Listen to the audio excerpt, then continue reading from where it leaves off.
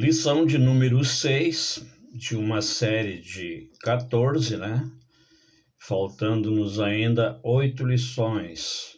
E até aqui, pelo menos a meu juízo, para mim tem sido muito proveitosas essas lições. E o título da nossa lição de hoje, a número 6, é O Mistério do Evangelho. E a cada lição, você sabe, na abertura nós temos ali 1 ou 2 versos, né, para dar início, e nós chamamos de verso áureo ou verso para memorizar. E na lição de hoje está lá nos versículos 20 e 21 do capítulo 3 do livro de Efésios, que doravante vamos começar a estudá-lo. E eles dizem assim, esses versos: Ora, aquele que é poderoso para fazer infinitamente mais do que tudo o que pedimos ou pensamos, conforme seu poder que opera em nós, a ele seja a glória na Igreja e em Cristo Jesus, por todas as gerações, para todo o sempre. Amém. Estamos falando do nosso grande Deus, é claro. E Paulo agora, então, como eu disse, doravante vamos estudar o capítulo 3, né? E Paulo já se apresenta logo em seguida ali como, vamos dizer assim, o prisioneiro de Cristo, né? Então ele já coloca ali que os gentios também são co-herdeiros e coparticipantes das promessas em Cristo Jesus por meio do Evangelho. Estando nós agora, irmãos, em igual patamar, é lógico que a nossa lição é clara em dizer que os gentios estão num patamar igual a você e igual a mim, na medida que aceitarem o Evangelho. E aprendemos também suas dificuldades. Estou falando de Paulo, né? Em ampliar o seu ministério, que inclui um tempo, inclusive, na prisão romana. Então, esse tempo que lá ficou, claro que impediu dele mais rapidamente levar o evangelho àquela nação. E você sabe que foi um período de grande trabalho, grande sentimento, porque o povo poderia, inclusive, pensar e se questionar como o apóstolo Paulo está preso, né? Então poderia surgir este pensamento no seio dos Efésios.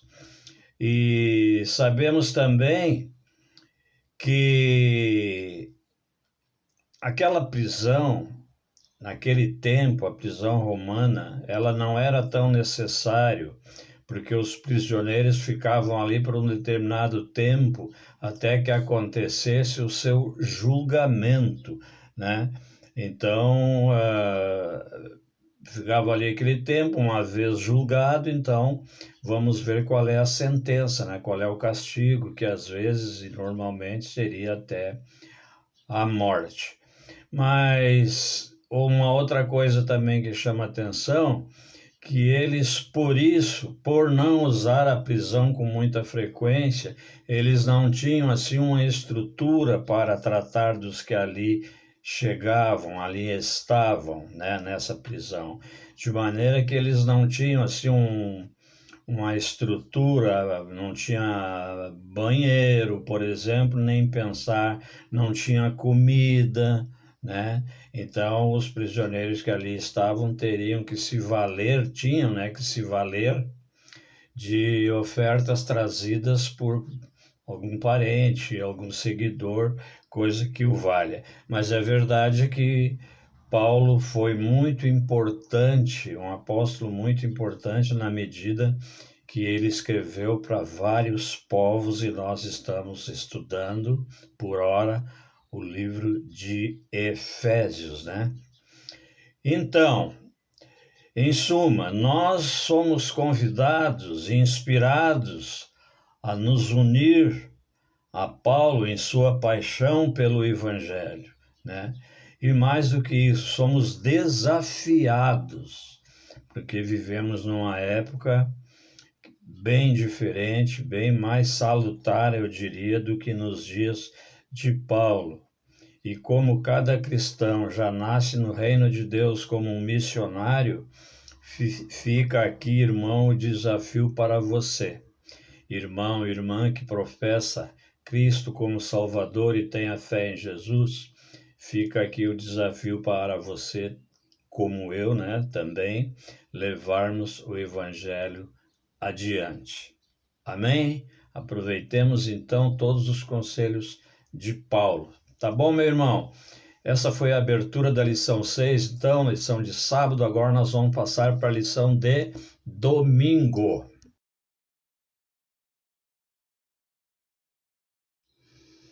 Meus irmãos, você que estuda já há algum tempo as lições da escola sabatina, estuda comigo aí, e com os meus outros irmãos também, né, que trouxemos esses vídeos para vocês, já está acostumado e sabe, né, que a nossa lição de abertura no sábado, ela nos traz apenas um esboço daquilo que vai ser estudado depois nos outros dias da semana, né? Então, como eu falei ontem, né, na abertura da lição de número 6, ela vem dizendo que estar preso, por exemplo, no primeiro século era desafiador, porque as prisões não tinham, por exemplo, instalações sanitárias, não tinham refeições regulares, já que o encerramento não era um meio de punição, apenas enquanto aguardava julgamento ou execução. Mas na lição de domingo, o que mais me chama a atenção é Paulo se apresentou como prisioneiro de Cristo, mas isso tinha um motivo. E qual era esse motivo? Era para mostrar para os crentes que aquilo fazia parte do plano divino de Deus. É a mesma coisa do que eu frequentar a igreja regularmente durante anos e anos e depois ser estampado numa capa de jornal de grande circulação. Irmão Darcy preso porque pregava o evangelho numa zona que era proibido, né? Ou fez isso e aquilo, outros pecados, digamos assim, e foi flagrado. Alguém na igreja, ou muitos poderiam pensar, mas o irmão Darcy, quer dizer, levantar ali uma dúvida, né? Por que eu frequentei, né, tantos anos e agora caio nessa cilada? Vou pregar onde era proibido, num lugar não recomendado ou coisa que o valha. Então, assim aconteceu com Paulo. Paulo tinha medo, né, que os gentios da época e até alguns cristãos do meio judeu ali, era medo dele pensarem que coisas do tipo, assim, vamos dizer, poxa, mas o apóstolo Paulo, sendo um apóstolo de Deus, na cadeia, prisioneiro, isso poderia desmerecê-lo, né? Espiritualmente falando. Então, por isso, né, ele se apresentou como prisioneiro de Cristo, né? Então, ele quis dizer que poderia ele passar por qualquer situação, que a vida dele, como ele disse em várias oportunidades e noutras cartas, que o que interessava para ele era a vida em Cristo. E nós somos, irmãos, como eu disse, desafiados também a passar por processos que muitas vezes no nosso pensamento finito, nós achamos às vezes até que não existe Deus, ou se existe, ele não está do nosso lado. Então nós precisamos saber que está sim, Deus está conosco e sempre quer o melhor para você e para mim. Amém?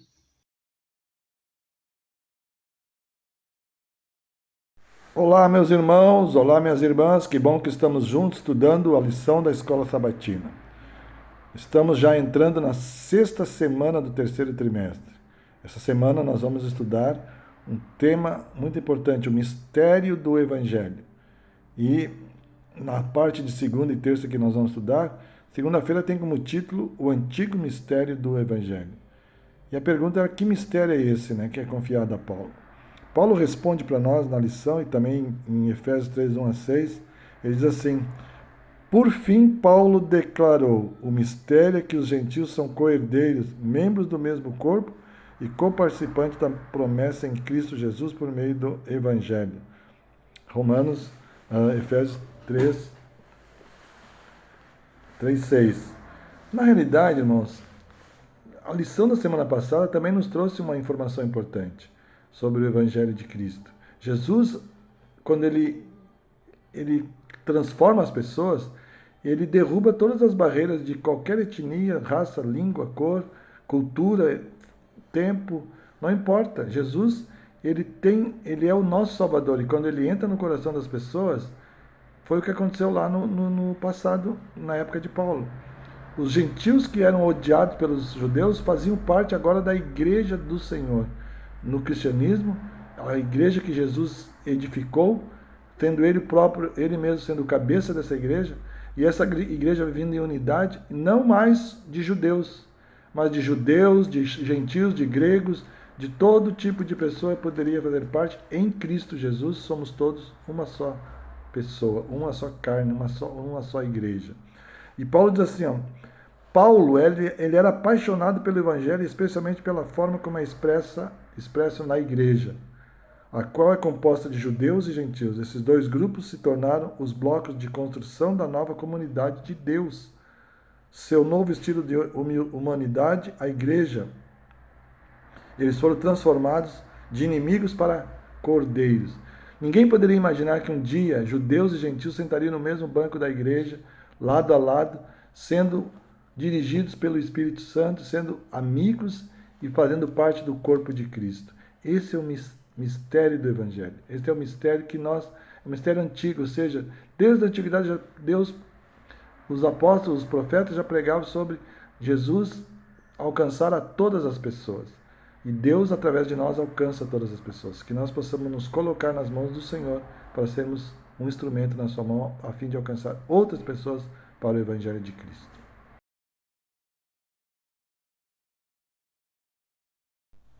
Terça-feira, a igreja reveladora da sabedoria de Deus. Paulo ensinava profundamente que a humilhação de Cristo fosse vista e compreendida. Estava Paulo convencido de que se os homens pudessem ser conduzidos a considerar o sacrifício estupendo feito pela majestade do céu, o egoísmo seria banido dos corações. Paulo entendia que enquanto nós não entendêssemos o grande amor de Cristo para conosco, dificilmente nós teríamos uma igreja, e Paulo fala agora de uma igreja em unidade no meio da diversidade. Uma igreja em que todos participem. E o pastor Ian Pulse, uma vez dando uma entrevista, disse que o maior desafio, quando ele era presidente, né, da Associação Geral, ele disse que o maior desafio da igreja adventista no mundo era manter a unidade da igreja. Claro que essa não é uma obra humana, irmãos. Essa é uma obra do Espírito Santo. Não há como ser humano, por mais esforços que nós façamos, manter a igreja de Deus unida em plena comunhão uns com os outros. Mas o Santo Espírito é que faz isso. E Paulo estava bastante feliz com essa possibilidade de ver a igreja de Deus crescendo em união, em que os irmãos se amem, os irmãos se ajudem mutuamente, que os irmãos se perdoem mutuamente, que os irmãos orem mutuamente uns pelos outros. E Paulo diz assim, que todos aqueles que professam seguir a Cristo estime menos a si mesmo e mais aos outros. Avancem juntos na união da força e vitória.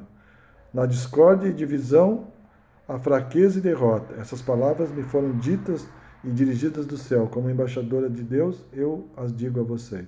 Esse é um tema de Ellen White na Ciência do Bom Viver. Então vejam, Paulo ainda diz assim, buscamos todos, um por um, atender à oração de Cristo, a fim de que todos sejam um, e como tu, ó Pai, estás em mim e eu em ti. João 17, 21. A grande sabedoria de Deus revelada é que a sua igreja vive em comunhão, em união uns com os outros. E isso vem de Deus, não de nós. Nós não temos capacidade para isso. Mas quando nós nos colocamos à disposição do Espírito Santo, certamente a nossa vida ela passa a ser uma vida de comunhão com Deus, com Cristo, com o Espírito Santo e com nossos semelhantes. E o verso João 13,35 diz, nisto todos conhecerão que vocês são meus discípulos, se tiverem amor uns aos outros. Que nós possamos nos amar, possamos orar pela unidade da igreja em Cristo Jesus. É a minha oração por mim e por vós. Amém.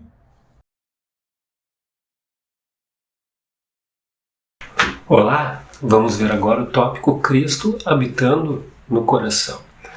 Quando paramos para avaliar a questão de Cristo habitar no coração, indica o quê? Coração é sinônimo de sentimentos. Ou seja, quando aplicamos os nossos sentimentos direcionados àquele que é o nosso Salvador, aquele que deu a sua vida por nós, Jesus Cristo, nós estamos cumprindo o nosso dever de seus filhos em reconhecer a sua autoridade, em reconhecer o seu sacrifício. Portanto, o fato de Cristo habitar em nosso coração significa a expressão de nossos sentimentos. E lá em Efésios, no capítulo 3, verso 18, é muito interessante as palavras. Preste bastante atenção. A fim de poderes compreender com todos os santos qual é a largura, o comprimento e a altura e a profundidade. O que nós estamos falando aqui? Em todas as dimensões. Altura, comprimento, largura, profundidade. Os nossos sentimentos devem estar direcionados a Cristo em todas as dimensões, em todos os nossos propósitos. Por quê? Porque Ele é fonte de vida. E se nós temos vida, é porque nós dependemos dEle. Aquele que é o autor e consumador da nossa fé, o próprio Jesus Cristo. Portanto, os nossos sentimentos, a nossa essência como ser, deve ter a permanência, deve estar fixado a constante lembrança do amor de Jesus em direção à raça humana, ou seja, em direção a nós. Agora vamos falar da glória na igreja e em Cristo. Tudo aquilo que vem do céu é puro, é digno, é bom, é glorioso, ou seja, repleto de dignidade, repleto de luz, repleto de coisas positivas, de coisas boas.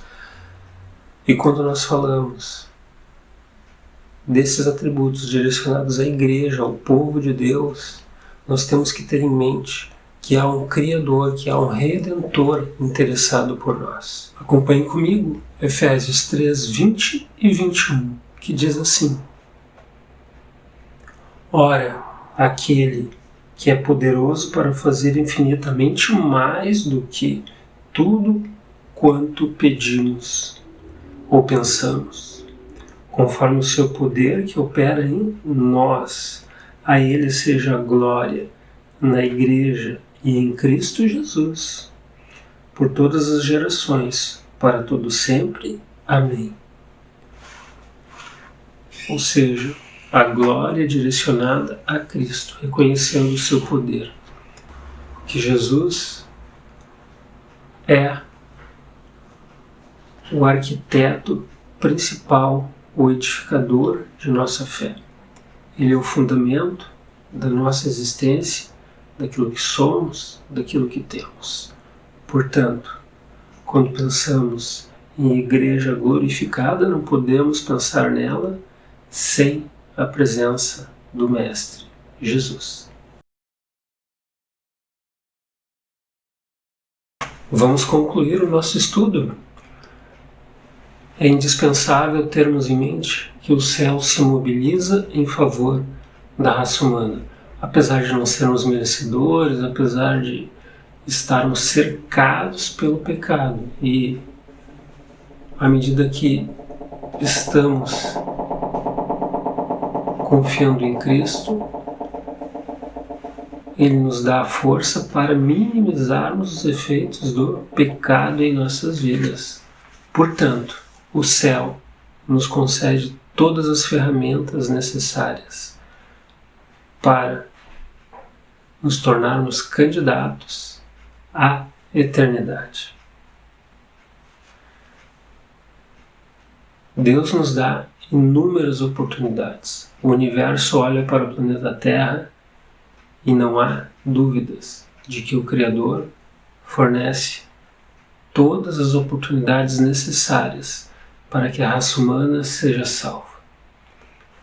E as oportunidades não são dadas apenas a um determinado grupo, e sim a todos os grupos, todo povo, toda língua, toda nação, todas as etnias. Todos eles recebem a oportunidade. Todos eles são filhos de Deus e, portanto, merecem todo o voto de confiança. A resposta está na individualidade. A resposta ela é intransferível. Aceitar ou não aceitar a graça de Deus, a glória contida em Jesus e a promessa maravilhosa de salvação, com certeza você tem a melhor resposta. Nos encontramos na próxima semana. Que Deus abençoe você e sua família. Até lá. Tchau, tchau. Pai, que a inspiração de qualquer ato de bondade venha do reflexo do meu relacionamento contigo. Que eu me espelhe em Jesus para fazer o bem, não para ganhar ou barganhar alguma coisa. Por favor, em nome de Jesus. Amém.